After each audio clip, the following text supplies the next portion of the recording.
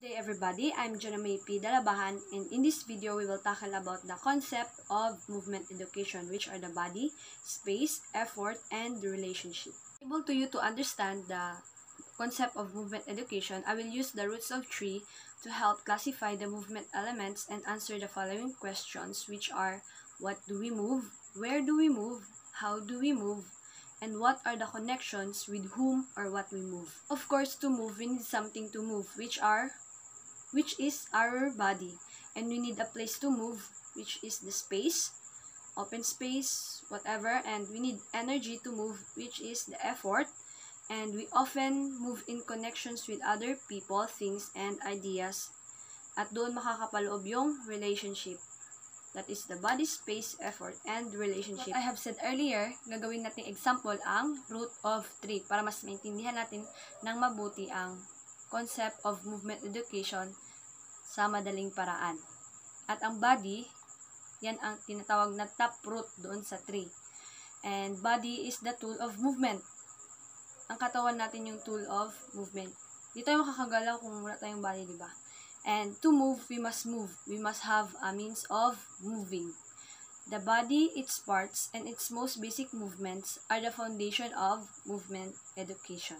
How the person moves in one space is the movement concept of effort. Now that there is something to move with, the body needs to go somewhere at doon na papasok ang space. Space and effort surround the top root, and the top root is the body. And the most complex of the movement concept is the relationship. This layer is a very broad and complex network that provides nourishment to the tree. Movement relationships provide the best opportunity to build long-term movement capabilities that can affect our physical, emotional, and cognitive health. The fact in various layers of the root system are actually developing at the same time, which each system depending on the development of others. At yun yung simple and easy to understand the concept of movement education. Yun yung example ko sa root of tree. Pero ngayon, para mas maintindihan natin, I will elaborate more what are the four basic concepts of movement education. And the first one is the body. The body concept. The most basic and important of all the movement aspects. The body is the instrument of movement that gives meaning to other concept. Di mo magagawa yung space, effort, and relationship kapag walang body. And there are four categories. The first category is body parts. Include body segments and joints including head, neck, ears, eyes, mouth, shoulders, elbows, wrists, hands, fingers, belly, chest, spine, back, bottom hips, knees, ankles, feet, and toes.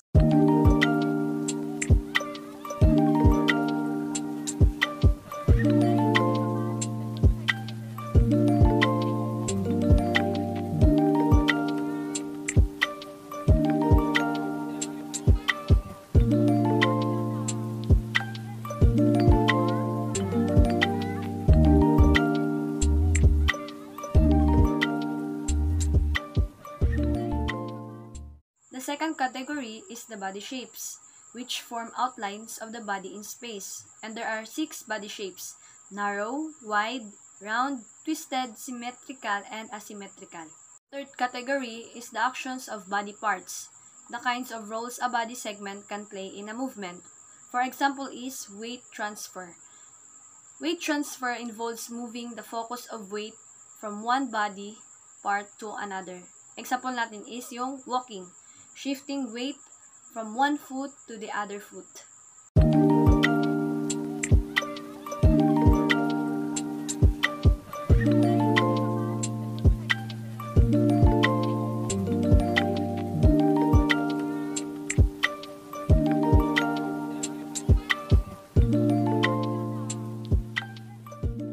And the last category is the actions of the whole body, which are movements or activities performed by the entire person. And there are subcategories of actions of the whole body. The first subcategory is the non-locomotor. Non-locomotor executed on a fixed base of support and include 15 movement elements. And magbibigay ako ng example. Three elements are the primary movements for which all of other movements can be made: stretch, curl, and twist.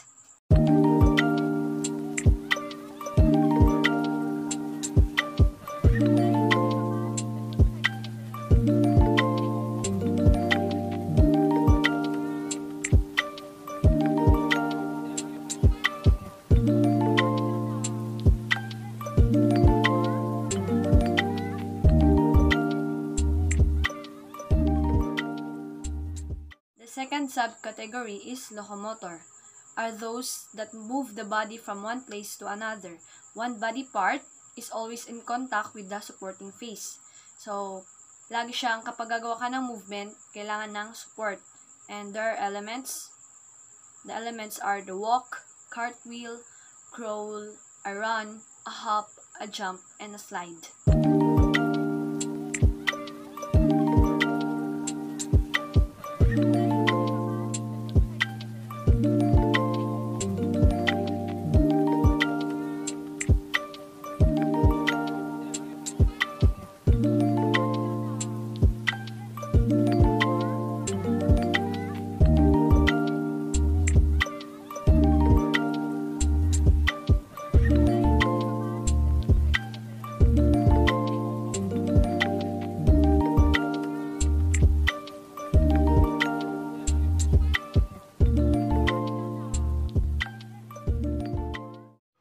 The second concept is the space concept, in which focuses on where the body moves, saan gumagalaw yung ating katawan. And there are 6 categories, which is the location, direction, level, pathway and extension, planes, and extension. Location is where the movement occurs as either self-space or general space. May dalawang bagay ang location, at ang una ay self-space. Personal space or tinatawag na kinesphere, defined by the 3 planes, sagittal, frontal, and transverse. Ibig sabihin, hindi ka umaalis sa pwesto mo at ginagawa mo lang yung sagittal, frontal, and transverse na mga planes. General space is all of the area available for movement such as gymnasium, field, or dance floor. So, malawak-lawakan siya. Yun ang general space. Direction is the common directional movement. At ang common directional movement na yun is yung forward, backward, and sideways.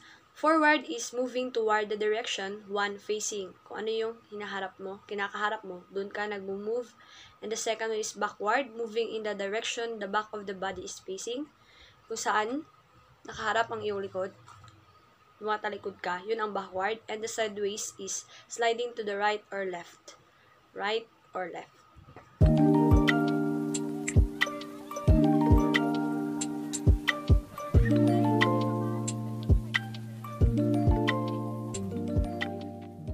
Level. Description of how high or low the movement occurs. Kung gaano ka taas at kababa nangyayari yung movement na ginagawa mo.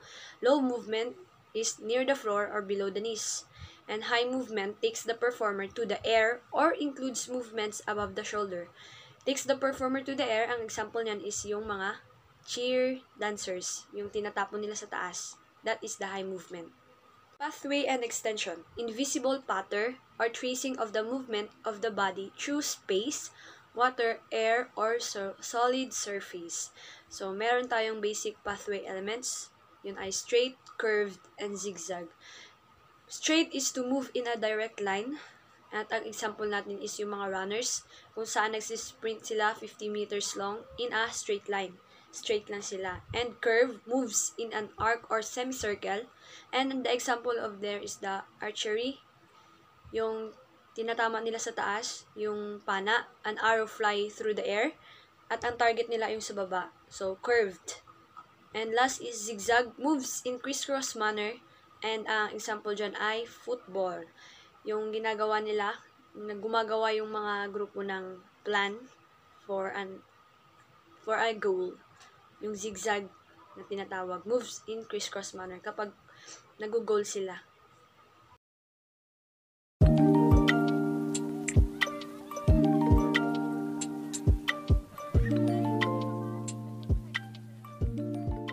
Planes will help the students learn and how to analyze the movements. Kasi marami tayong planes. Yun ay ang sagittal plane, bend and stretch, frontal plane, transverse plane. And ang sagittal plane divides the body into right and left sides with the plane sandwiched between them. An example dyan ay ang wheel. Yung sa sasakyan, turning around its axis, di ba? Umiikot, yun ang sagittal plane. Divides the body into right and left sides with the plane. Ang plane natin doon ay yung sa gitna. Yun ang tinatawag na sagittal plane.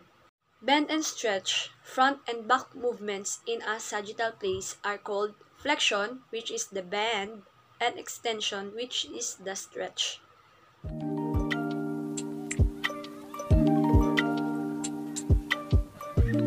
Frontal plane divides the body into front and back sections with the plane being sandwiched between them. Ang example dyan ay ang jumping jack. This sideways movements called abduction, away from the middle, and adduction, toward the middle.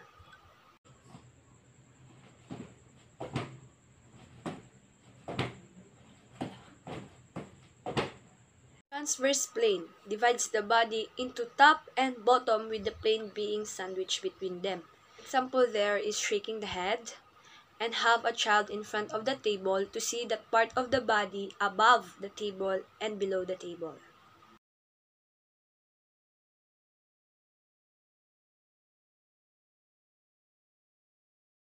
Extension, range or size of the movements in space relative to the body. Small is near the body and large far from the body. Ang stretching is yung large and ang small kasi yung kung paano tayo tumatama ng ping-pong, which is the racket sports. May mga racket sports tulad ng badminton and ping-pong or table tennis. The effort concept describes the quality of movement. Dito naman yung kung nakikita ba talaga na nag-e-effort ka na gumawa, ginagawa mo yung lakas, dito nakapaloob yun. For example, a child who uses the correct amount of tension. And there are 4 categories of effort concept: the time, force, flow, and focus. Time addresses how fast the movement is or its rate, whether fast, slow, and acceleration. The second was force addresses how much tension is in the movement, hard and soft. For example, striking a balloon lightly uses very little force, whereas striking really hard, that will make it pop. Flow adjusts how continuous or fluid the movement, whether it's bound and free. Ang example natin dyan ay ang child running in a playground without specific objectives shows freely flowing activity. Doon pumapasok ang free movement. Yung nakikita natin sa playground ng mga bata na gumagalaw lang kahit saan, pumupunta at ginagawa yung kanilang mga gusto without specific objective dahil masaya lang sila doon. And kapag ang tao naman ay ginagaya katulad ng moving like an elephant, which is ang elephant ay strong and powerful, doon makakapaloob ang bound movement. Focus, how effort is used in space. At meron tayong dalawang bagay, which is the direct force and indirect point. Direct force is energy that is very focused and penetrating. For example, doon ay yung batang gustong matuto tumakbo sa track event. The energy is channeled to a single point dahil gusto niya matuto tumakbo sa isang track event, yung isang 50 meters long. The last concept is the relationships concept. Focus on the type of connections that can occur when moving. Dito masasagot yung the who or what of a movement. And meron tayong 5 categories, which is people, position, timing, goal, and environment. People, first relationship category describes a variety of ways students can be organized to relate to one another. And meron tayong basic categories, the solo, alone in a mass, partners or even groups, individual to group, group to group. Position, often on opposite pairs. People are moving or stationary, nagsistay. At meron tayong mga categories nito. And the first one is above or below.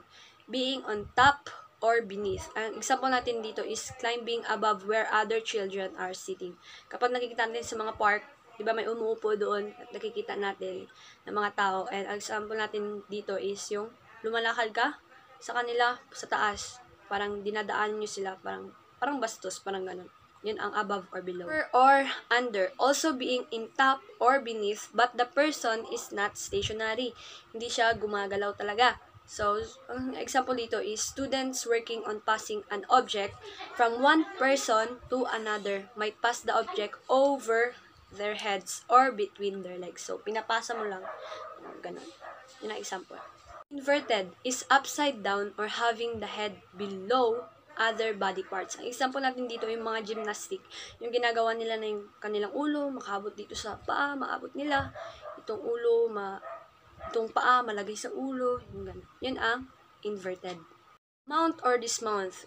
Getting onto or off an object such as a bench or a beam. Dito natin ginagawa yung paglukso sa upuan or paglakad.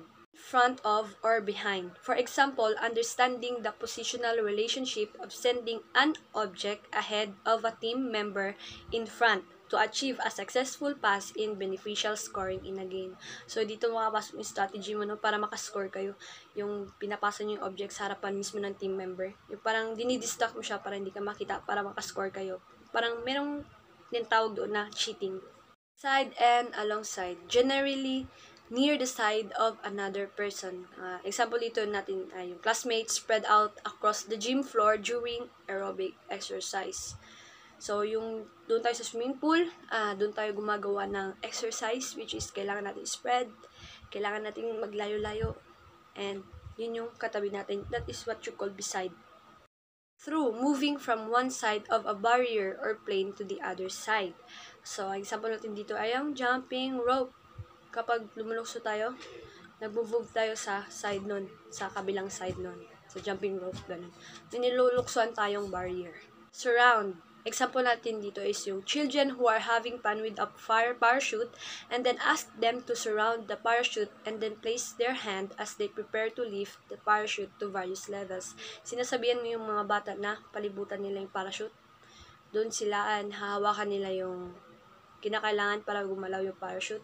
And that's what you call surround. And next one is around, as children are moving in a clockwise or counterclockwise motion with the parachute. So, nandun pa rin yung, nakapaloob pa rin dun yung parachute. They are moving around in a circular motion. Support describes the person or object that is holding something up. Example natin dito is yung mga cheer dancers din. Whereas supported is the one who is being held. Yun yung nasa taas. The bottom row of the cheerleaders provide the support to those in top of the row. Lift and lifted. Lift indicates the action of moving the person or object up. Lifted describes the person or object that is being moved. For example natin dito ay yung dumbbell, yung ginagawa natin. Yun yung lift, ginalift natin. Pwede rin siyang tao, which is yung mga cheer dancers. That's what we call lift. Meet, describe two square dancers coming forward to bow to each other. So, yung dalawang dancer, sila, haharap-harapan sila. Yung sinasalubong nila yung isa't isa. Yun ang tinatawag natin meet. And the last one is part, describes the two dancers moving backwards to their original positions. So, pagkatapos nila sumayaw, bumabalik sila sa kanilang dating position, which is umatras sila. Yun ang part. Third category of the relationship concept is the timing. Actions relate to the starting and stopping of movements. Dito makapasok yung taking turns ng isang tao. Timing has three subcategories. The first one is simultaneous. Performers are moving at the same time. So, meron din tayong subcategories which is mirroring. Another person's movement. The person is often facing the other person, and then when one person moves her right arm, the other person moves her left arm exactly the same way. Matching, very similar to mirroring. When the first person moves his right arm, the other person also moves his right arm. So, they are the same or match sila. Kung ano yung ginagawa nung sa harap niya, yun din yung gawin niya. Kunyari, nasa right, yung tinaas niya yung right hand niya, pero yung pag nakikita mo, left yung nakikita mo. Pag ikaw yung mismong tumitingin sa kanya.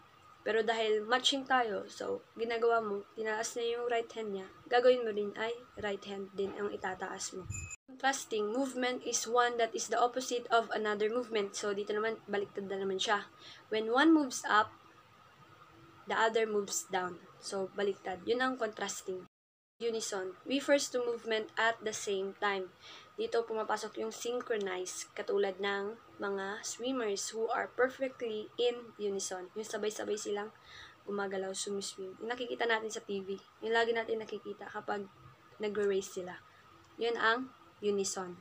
Second category of timing is alternate, which is done after the other. One person must complete the action before the other person begins. So, dito yung take turns. And ang example dito ay yung sa softball.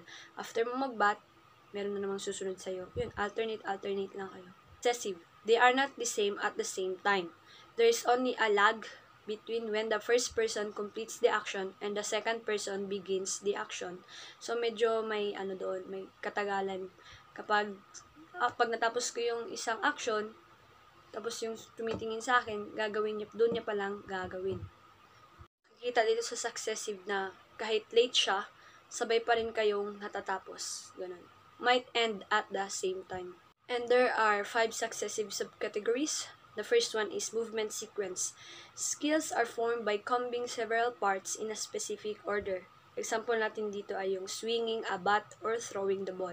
The second one is the canon. The canon is the fun movement element to practice. The canon is successive in that one person begins a movement and another person initiates movement that is begun prior to the ending of the first person movement. So, yung isang tao, yung first movement na, hindi niya ginagaya ng isang tao. Ang ginagaya ng kabilang tao na yun ay yung end na ginawang movement ng isa. And the third one is the question or answer. Dito nakapapaloob yung interesting relationship of timing, captured and the understanding that there is a conversation occurring but not in words. Conversation is being done with movements. Ang example natin dito is when a lead dancer present an open hand to their partner, asking the questions, will you join me? Pero hindi siya sa words, kundi yung action niya lang na pagbibigay niya ng kamay. The partner responds yes by taking the leader's hand. So, ibig sabihin, kapag kinuha niya na yung kamay ng lead dancer na yun, ibig sabihin nun ay yes. So, parang nagkakaroon ng conversation doon. The fourth category of the relationship concept is the goal. Describe how the people connect to one another. And meron tayong 3 basic situations: cooperative, collaborative, and competitive. Cooperative, situations in which people are helping with each other reach a common goal, such as assisting a partner in a drill or in a game. Meron tayong cooperation. Kung gusto natin manalo, kailangan natin mag-cooperate. The second one is collaborative. Involves outwitting an opponent by cooperating with another to create a winning strategy. So, dito sa collaborative, kung gusto nyo talaga manalo, kailangan nyo gagawin yung best nyo. And that's what you call collaborative. So, parang binibigyan natin ng gusto natin ipakita sa kalaban natin na gusto nating manalo. And the last one is the competitive. The goal is simply trying to win. Kung gusto mong manalo talaga, kung competitive ka na isang tao, gusto mong manalo, gawin mo yung best mo. And ang goal ng competitive is simply trying to win. And the last category of relationship concept is environment. So, whether dynamic or static tayo dito nakapaloob. Ang static is the object, implement is fixed. Ang example natin dito is, meron tayong target which is the wall in which students are throwing ball. At tinatawag natin yung static kasi hindi gumagalaw yung wall na yun mismo eh. And the second one is dynamic. The object, implement is in motion. Example natin dito yung mga players natin, kunwari softball, habang tumatakbo, tinatapon natin yung bola and we catch it and tapon na naman natin and catch na naman ng kabila. Both the players and the object is in motion. That is the dynamic. So that's all. Thank you for watching and I hope that you've learned something about the concept of movement education.